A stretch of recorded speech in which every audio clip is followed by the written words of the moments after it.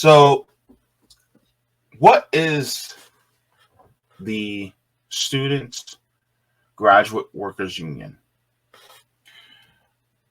Well, the Student Graduate Workers Union is a student faculty workers. You think about students who are also uh, assistants to the professor. And so they're working essentially for the university while still earning their degree. And so one of the things that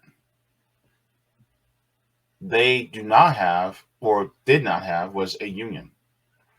And Stanford, it being a private university, is not too keen on this. So first thing I'm going to do is I'm going to go to the tweet that was put out. And this was a recent tweet by More Perfect Union. And I think this is going to add some context to what is going on. And I think this is essentially good news that's coming out so that people can actually know more about what's going on with students at these schools. So it says academic workers are rising up. Roughly 5,000 grad students, workers at Stanford announced today that they are unionizing with Stanford SGWU. They would join the well over 22,000 academic workers who have formed unions in the past year in a remarkable wave.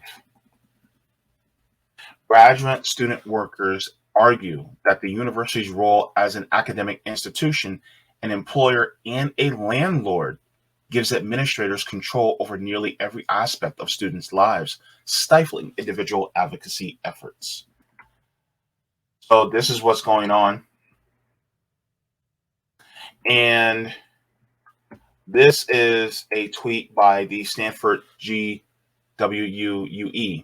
Says today, Stanford graduate workers have announced our intent to unionize. Follow along and join us in solidarity as we fight to make Stanford a fair and safe workplace by giving graduate workers a real voice in our well-being. Stanford workers, because we do. So, this is what's going on at Stanford. And so there was an article that was put out. And let's go to that.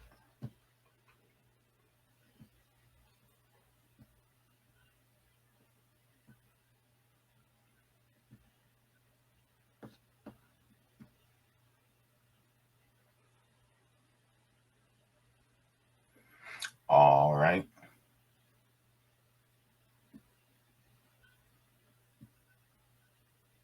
Let's enlarge this. It says, this is from the Stanford Daily. It says Stanford graduate student workers launch unionization campaign. It says graduate student advocates at Stanford University are publicly launching a campaign to unionize graduate student workers Monday morning in what's shaping up to be a watershed moment for labor relations at Stanford and across higher education. If successful, the collectivization effort would be a complete game changer by giving graduate student workers contractual bargaining power with university administration, according to Catherine Watley, a fourth-year Japanese literature PhD student and Stanford Graduate Workers Union organizer. The potentially transformative move would offer all students who earn money from the university, a group of approximately 5,000 students primarily composed of master's and PhD students, the right to join the nationally affiliated SGWU.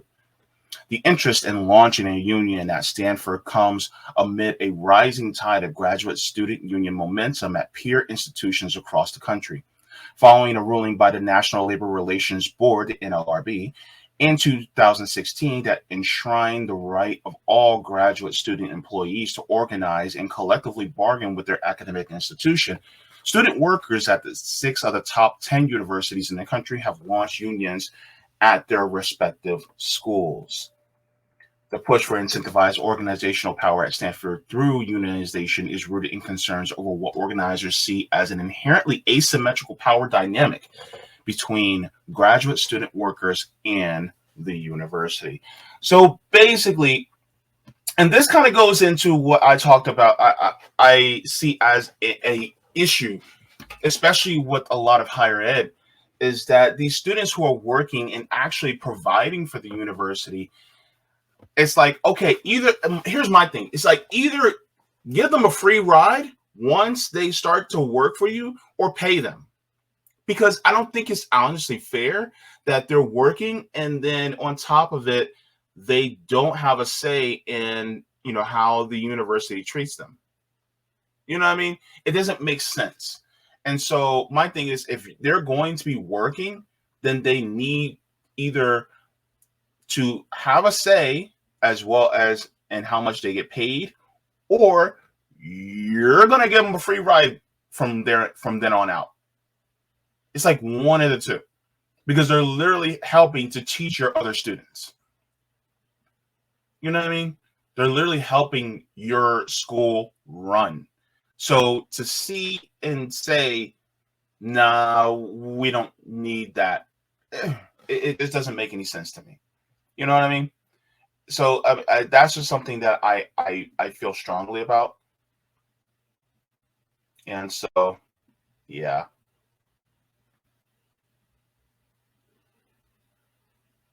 Thanks, Creative Experiments. Yeah. And one and a two says, I live next to Stanford and Palo Alto. I could be your local RBN correspondent. Hey, you can email me. I think I have my email in my description as well. So you guys can also reach out as well. But yeah, so that's just a couple of thoughts from me. Let's continue.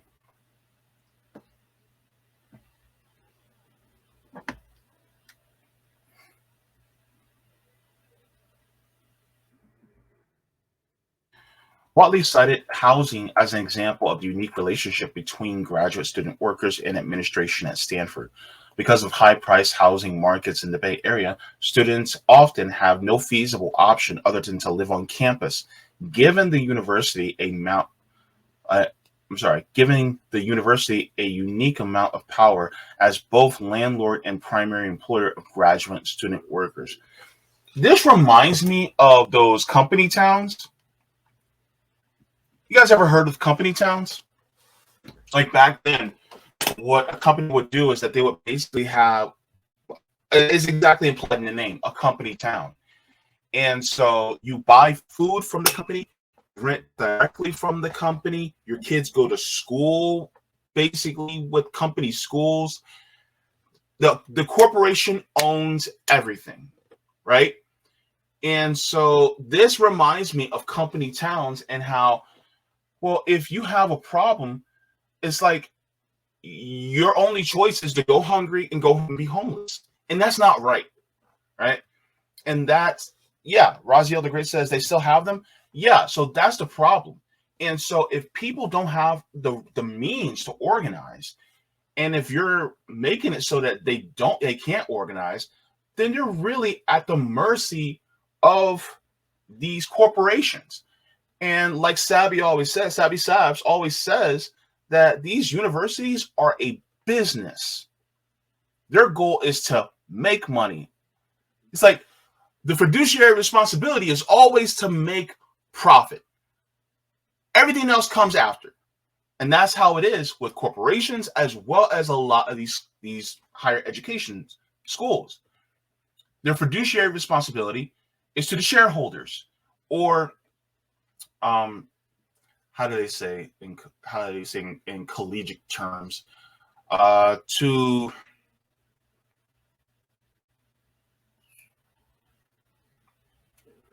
the, oh my gosh, sorry, I'm forgetting words today. Don't do drugs, kids. But to the people who are basically receiving, money from the colleges as well. So unfortunately, that's one of the biggest issues, and so That being the case,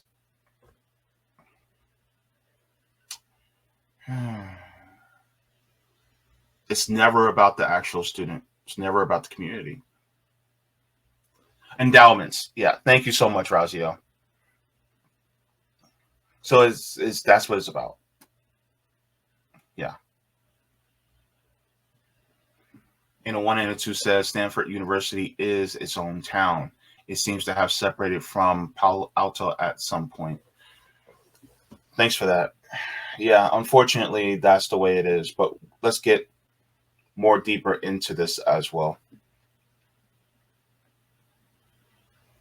It says, according to Watley, this is just one puzzle piece of the larger affordability problem for graduate student workers.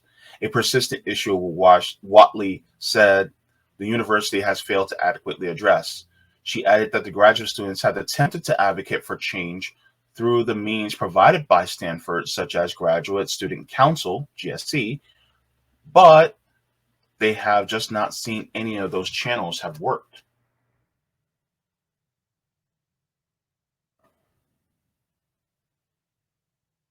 Says university spokesperson Stat Holbrook wrote in a statement in the Daily, university works hard to understand and appreciate and be responsive to to Stanford graduate students' needs.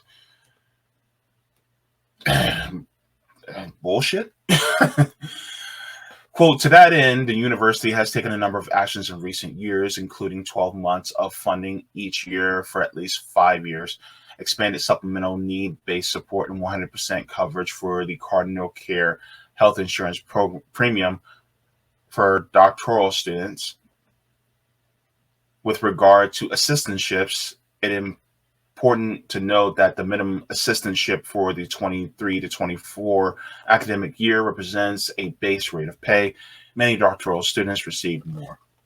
So that's their defense, basically, instead of allowing for unionization.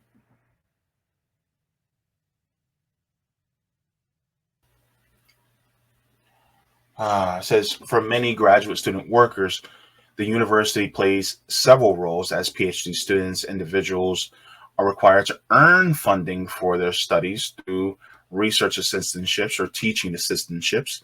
In exchange, students earn stipends averaging around $13,000 quarterly on their way to a degree. Throughout the process, graduate students also are able to earn recognition by publishing research and academic work under the aegis of Stanford. Still, graduate student workers argue that they are unable to earn an adequate living wage at Stanford, and that the university's role as an academic institution and employer and landlord gives administrators control over nearly every aspect of student lives, stifling individual advocacy efforts.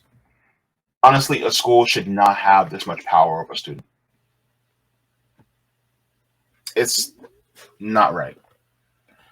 And this is one of the reasons why, we, people like myself and many of us at RBN, we advocate for unionization because, and it's not just unionization among workers, students, tenants, and the like, because they will always hold this over your head. They'll hold your job over your head. They'll hold your housing over your head. You'll hold your education over your head. And unfortunately, that's what they're doing here. And I hate to see it, but that's the way it is. One of the things that I am a huge proponent of as well is worker ownership. Now, students can't necessarily own the schools, but I do think that schools should be public and we should have tuition free at college levels. People may look at me weird, but I think you should be able to get your doctorate without having to go into debt. If you want to become a doctor, okay, you can become a doctor. Not everybody wants to become a doctor. Not everybody wants to get their PhD or their MD or their JD. Not everybody wants to do that, but I think that everybody should be available to do that without having to face the barrier of money. I just, like, why is that a bad thing, right? Most schools and universities back then were tuition free or nearly free until Ronald Reagan dragged his ugly ass into the fray. Next thing you know, well, now people have to pay these exorbitant amount of prices, just to get an education. It's not right, and education is a human right in my eyes. And that's honestly how I feel. Like, why is that an issue? And please don't come to me with the whole, oh, I paid, so everybody after me should have to as well. That's just like saying, oh, I had a family member that died of cancer, so your family should have to go through the same thing, even though they came up with a cure for that cancer, and they should be, and people like me think this is a human right that people should be able to be cured of cancer and not have to suffer like your family member did. It's like, come on.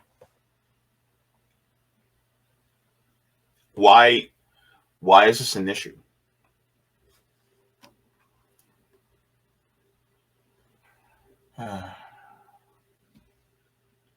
So, shall we?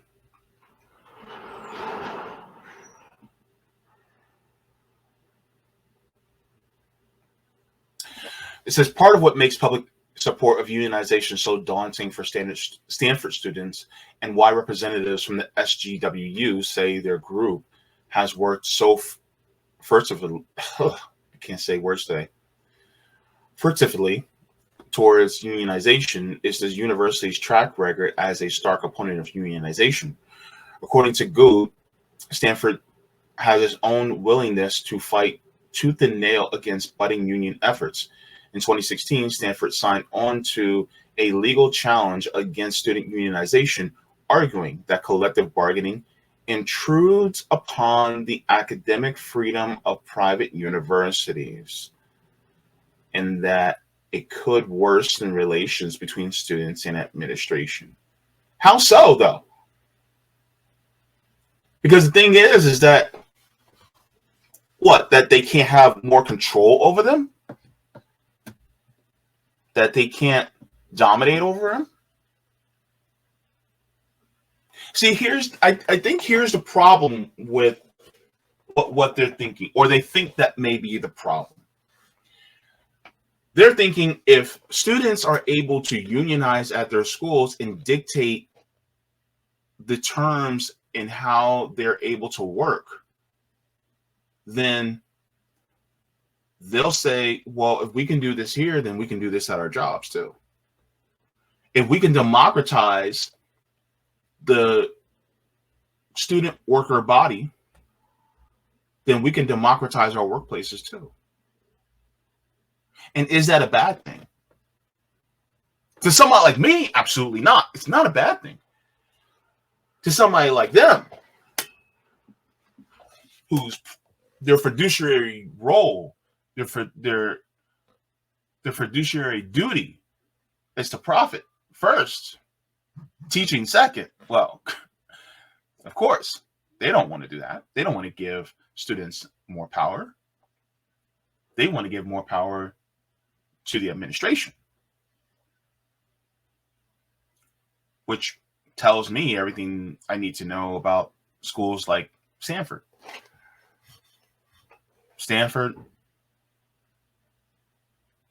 Go to the HBCUs, go to the Ivy Leagues, whatever.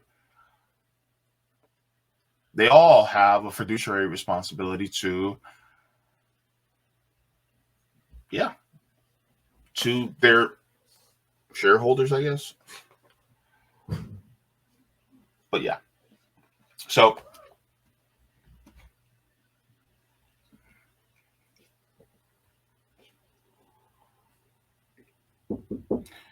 it says last November, 48,000 academic workers across the University of California system went on strike to demand fair compensation. public transit subsidies and improvements regarding childcare, job security, and other issues. The strike, which ended in December, was the largest among academic workers in U.S. history. At Stanford, the steps that SGWU, your leadership, must take to unionize are set clearly in front of them. Having already affiliated with the National United Electrical Workers Union, the organizers will now seek official support from the student body. While the legal threshold for unionization is only 30%, in order to build effective union, more than 50% of the eligible graduate student community has to sign onto cards or authorization forms indicating their willingness to join the union. SGWU is aiming higher. According to Watley, the organizers hope to achieve closer to 65% support as a show of solidarity.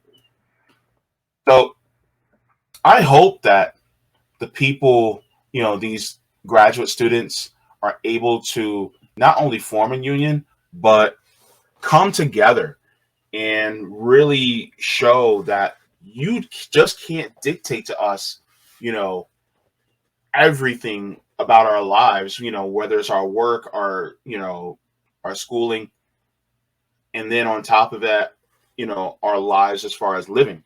I mean, they're basically the landlords, the teachers, and the bosses, and having that much power over these people, especially a lot of these young people. No, that shouldn't be.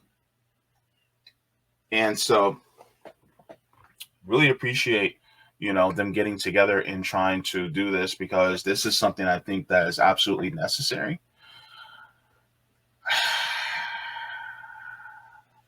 It's just, I know that schools like Stanford, they're very powerful, and they're going to fight tooth and nail, like they said, against the students unionizing, even though it's within their legal right.